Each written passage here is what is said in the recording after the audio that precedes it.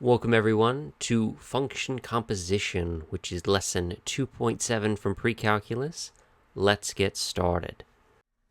So, in today's lesson, we're going to be talking about composition of functions. So, let's start with the vocab. Composition is an operation on functions. So it is similar to addition, subtraction, multiplication, division. It is another operation that we do on specifically functions. So the other four work on numbers. This operation only really works on functions. And what it does is it substitutes one function into another. So you essentially evaluate functions with other functions to create new functions. This is great. So how does it work? So let's look at question 1. We're going to let f of x be x squared minus 4 and g of x be 3 minus x. We want to find f of g of 5. What this means is we're going to plug 5 into g, and then what we get from that we're going to plug into f. Now, you can go that step by step. My recommendation, though, especially to get us to practice with the more difficult analytical representations later, is to actually write everything out at once. So what we're going to do is we're going to start with this f on the outside, and we're going to write that as if it's the outside. The one major difference is wherever there's an x, we're going to put some parentheses and give ourselves some space. So we're going to write something squared minus 4. What is that something? Well, that's going to be g. So we're going to take g, and the same thing applies. We're going to do 3 take away something. What is that something? That something is the 5. Now we can simplify this. And since everything is numbers, we don't have any variables, we can simply just use our order of operations that we learned way back when. So 3 minus 5 is negative 2. Then we have negative 2 squared. Negative 2 squared is 4. 4 take away 4 is 0. So f of g of 5 is equal to 0. Now, we did f of g of 5. Let's see if g of f of 5 gives us the same answer. So we know that with some operations, the order doesn't matter. For addition and multiplication, the order doesn't matter. 3 plus 5 is the same thing as 5 plus 3. But for some operations, like subtraction and division, those orders do matter. So let's see if composition falls in the realm of the addition or the subtraction with does order matter or not. So the major difference here is that g is on the outside, f is inside g, and then we're plugging in the 5 to f.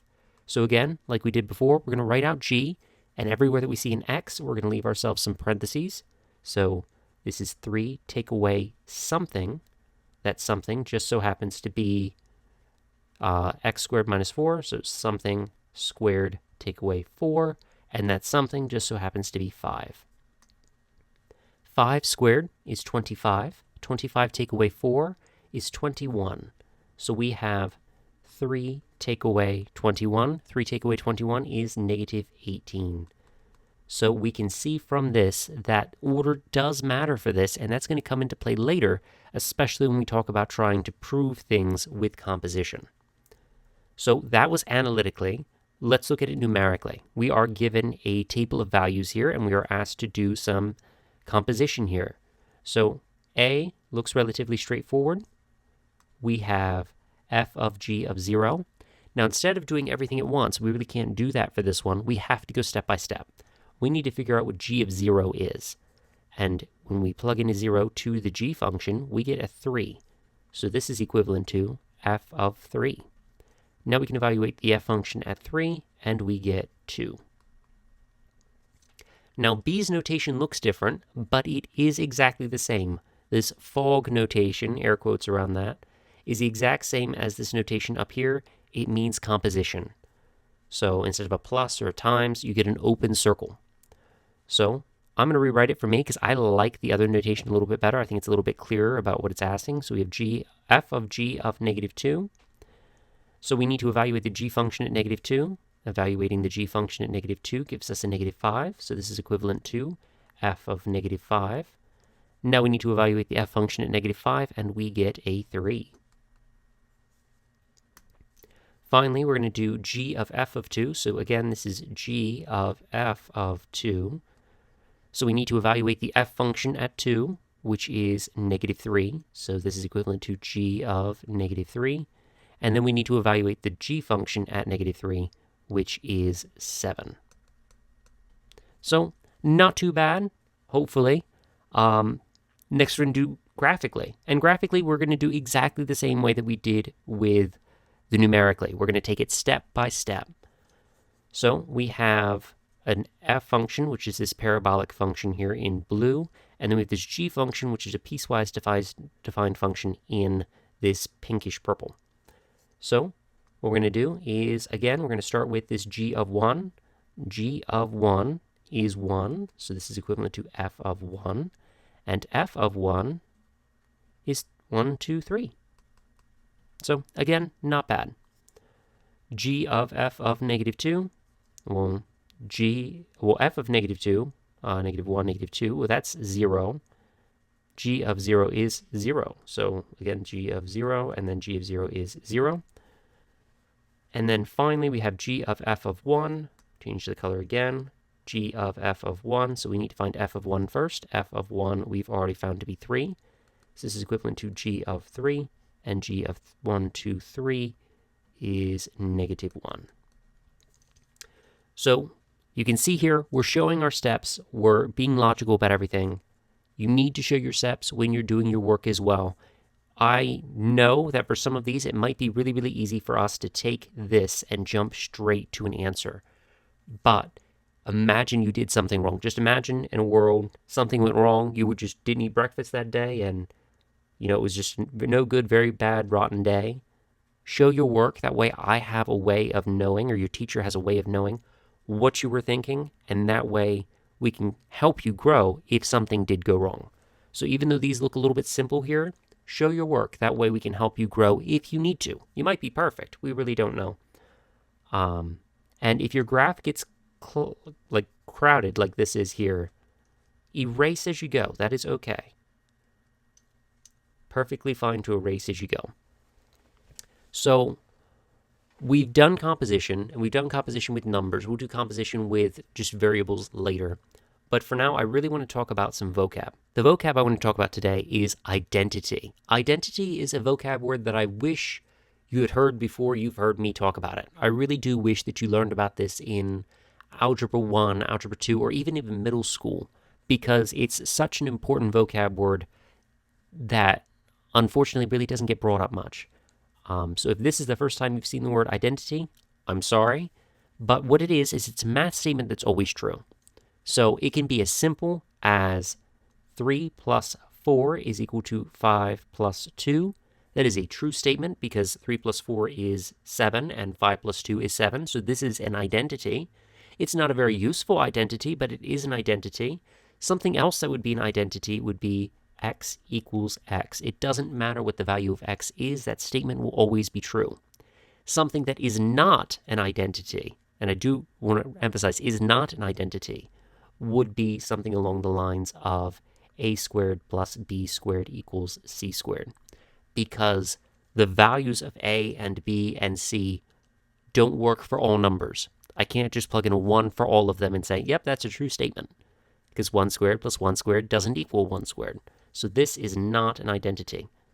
Why do we talk about identities? Well, identities are important for quite a few realms of mathematics. But for us, we're talking about operations. We just introduced a new operation to our repertoire, specifically for functions. So I want to make sure that you understand what these identities are in terms of operations. So the additive identity is the number that you can add to anything and not change the value. And the additive identity is 0. You know this, right? You may not have known 0 as the additive identity, but you've known, hopefully for a long while, that you can add 0 to any number and not change the value. The same thing goes with the multiplicative identity, which is the number you can multiply to any number and not change the value, and that being 1. Now, that's all fine and dandy. The subtractive identity is the same as the additive one, and the division identity is the same thing as the multiplicative identity, being 1. You know all this. When it comes to composition, function composition, the compositive identity is x. F of x equals x. Because if I compose f of x composed with x, I get f of x out. And it doesn't matter the order for this identity. I could also have x composed with f of x, and that also gives me f of x. So it's important that the identity works both ways. And identities come up for any time you have operations. So if you learn about matrices in the future, there's an identity matrix. There's so many different versions of identities, and so many identities we'll use later in our class with trig. We'll learn some trig identities. But it's important that we know this is what an identity is. It's not a scary word, and we've really been using the definition of identity for a very long time. So that's all fine and dandy. Let's get back to composition specifically, right? It wouldn't be pre-calc if we didn't talk about how this operation affects the behavior of functions. So specifically, we're going to focus on the domain of functions. So the domain of a composite function has two major considerations.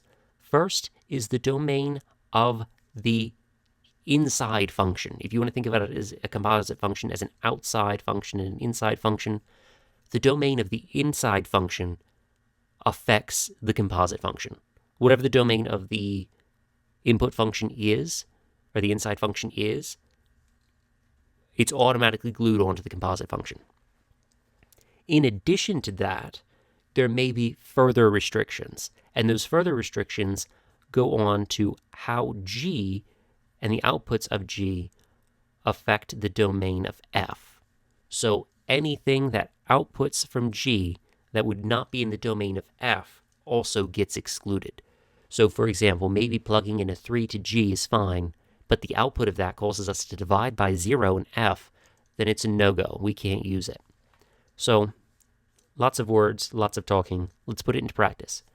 So if we have a composite function defined as f on the outside and g in the inside, we need to find the domain of the composite function.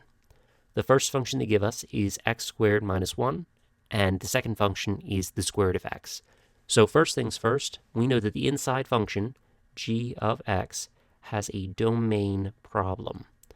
Its domain is not negative infinity to positive infinity, because the square root of x has issues with negative numbers specifically.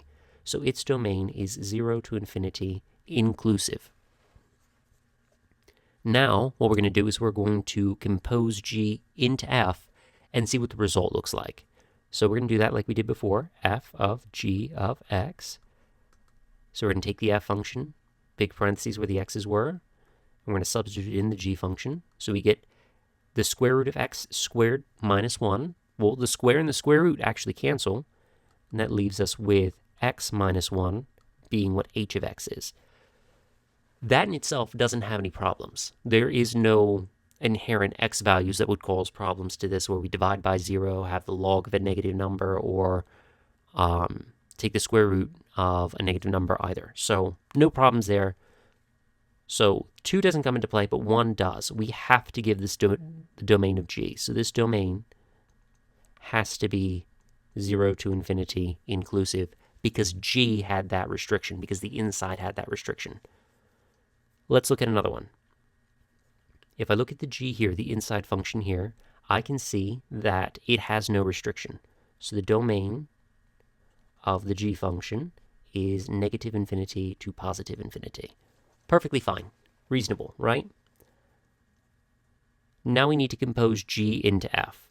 So f of G of x is equal to 2 times something, and that something is x plus 1, minus something squared, and that something is x plus 1. Now we need to distribute and double distribute over here, so I have 2x plus 2 minus x times x, x squared, x times 1, 1x, 1 times x, 1x, add those together, plus 2x, 1 times 1 is 1, and then we can distribute this subtraction, and then combine like terms. So we have negative x squared, 2x and negative 2x cancel, and then 2 minus 1 is a positive 1, so h of x is equal to negative x squared plus 1, and that also doesn't have any inherent restrictions. And since g didn't have any inherent restrictions, its domain is everything. All real numbers are negative infinity to positive infinity. Beautiful. So we have an idea on how the domain affects it. Now, we mentioned before that composing one way and composing the exact opposite way, switching what's the inside and the outside, can affect the values we get out. So how does that affect the domain? Does the domain of f of g of x and g of f of x, are those the same? Well, let's test out this theory with this f and this g. So the first thing I'm going to do for a is I'm going to look at g, and I'm going to say that g has a domain of negative infinity to positive infinity. No problems. So since it has no problems, we're going to start with, we're going to go towards f of g of x. We're going to plug in g of x into f of x. So that is the square root of x squared, take away 8, take away 1, which is the square root of x squared minus 9. Now that does inherently have some problems. Well, the problems would be values of x that cause us to have a radical with a negative number in it, right? So what we need to do is we actually need to solve this. We need to have 0 is equal to the square root of x squared minus 9, and we can solve that. So how I'm going to solve that is I'm going to square both sides. So 0 is equal to x squared minus 9. Add 9 to both sides. 9 is equal to x squared. So that means that x is equal to positive or negative 3. So those are our thresholds. Those are our bounds. If we want to think in terms of number line, we have two major things to think about. We can either disclude the numbers between negative 3 and 3, or the numbers on the outside of that. So to test, we're going to pick a number. And I'm going to pick a number that just so happens to be really, really easy. In between them, 0. So if I plug in a 0 here, I have 0 minus 9. I have the square root of negative 9. Es una problema. Can't have that. So the domain of this, well, it would help if I could spell it. The domain of this would be everything outside of negative 3 and 3. So negative infinity to negative 3 inclusive, and 3 to infinity inclusive, because we can have the square root of 0. That is perfectly fine. What about b? Is it going to have the exact same domain? Which is kind of strange if we want to point it out. It's a little bit strange of a domain. So let's do g of f. But before we start, let's look at the domain of f. Well, so f domain. F by default has a domain of 1 to infinity, inclusive. Let's just clear off some room there. So 1 to infinity inclusive. So we're at least restricted to that. Let's see what happens when we substitute it in. So we have g of f of x is equal to something squared minus 8, and that something happens to be the square root of x minus 1. The square and the square root cancel, leaving us with x minus 1 minus 8, which gives us x minus 9. X minus 9 doesn't have any inherent restrictions, so its domain would have to be the 1 to infinity, g of f of x. And there we go. Not too bad. Hopefully, we're not thinking about it being too bad. The last major thing I want to talk about is decomposing functions. So we have done this operation of composing two functions. Can we undo that process? Why is that important?